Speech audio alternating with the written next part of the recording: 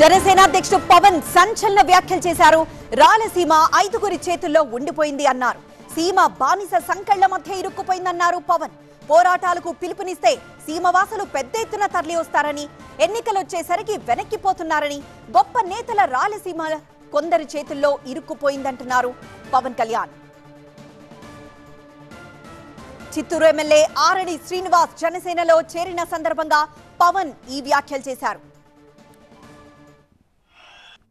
ఆ రోజు కనిపించిన ఊపు నాకు ఎప్పుడు అనిపిస్తుంది, అరే వీళ్ళు నిజంగా చాలా కోపం ఉంది ఇక్కడ, కానీ ఎలక్షన్ సమయానికి భయపడిపోతా ఉన్నారు అందరూ. ఒక పెద్దిరెడ్డి లాంటి వ్యక్తికి భయపడిపోతారు, మిథున్ రెడ్డి లాంటి వ్యక్తికి భయపడిపోతారు,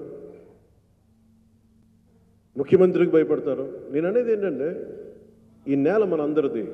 సంతానలేమి సమస్యతో బాధపడుతున్నారా? చింతించకండి. సుమారు 90,000 జంటలకు ఆనందం నింపింది ఓఎస్ఎస్ ఫర్టిలిటీ. ఈ రోజే 7825893600 కి కాల్ చేయండి. సంతానోత్పత్తి చికిత్సపై భారీ డిస్కౌంట్లు పొందండి. గుడ్ న్యూస్ చెప్పండి. ఒక్క మిథున్ రెడ్డిది కాదు, ఒక పెద్ద మనకి ఆయన వాళ్ళ నాన్నగారిది కాదు, ఇది మన అందరిది. రాయలసీమకి కావాల్సింది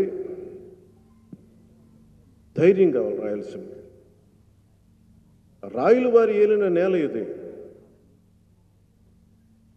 ఊరకుక్కల్ని తోడేళ్ళని కుందేళ్లు తరిమిన నేలది.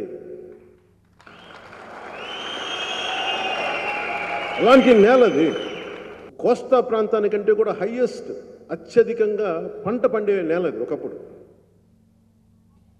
మనకి మిగతా నేల కర్ణాటకకి వెళ్ళక ముందు అలాంటి గొప్ప నేల ఈ రోజున ప్రతి ఊర్లో, ప్రతి నియోజకవర్గంలో కొద్ది మంది చేతుల్లో కబంధ హస్తాలు ఇరుక్కుపోయారు.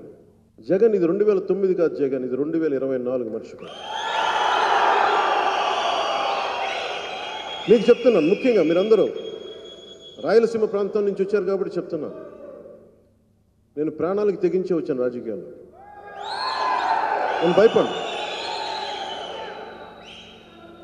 నేను రౌడిజంకి, గుండాలకి, దాష్టికాలు చేసే వాళ్ళకి నేను భయపడే వ్యక్తిని కాదు. కాకపోతే మూర్ఖంగా వెళ్ళిపోయి, ఏ వ్యూహం లేకుండా వెళ్ళిపోయి ప్రాణాలు అర్పించుకున్న అజ్ఞానిని కూడా కాదు. మూర్ఖంగా వెళ్ళిపోయి, మొండి పట్టుతో వెళ్ళిపోయి గొడవ పెట్టుకోవడం కాదు, వ్యూహంతో గొడవ పెట్టుకోవాలి. మీరు కలిసికట్టుగా గొడవ పెట్టుకోవాలి, సమిష్టిగా గొడవ పెట్టుకోవాలి. మనల్ని తన్ని తగలేసే వాళ్ళని బయటికి తన్ని తగలేసే వరకు మనం పోరాడాలి.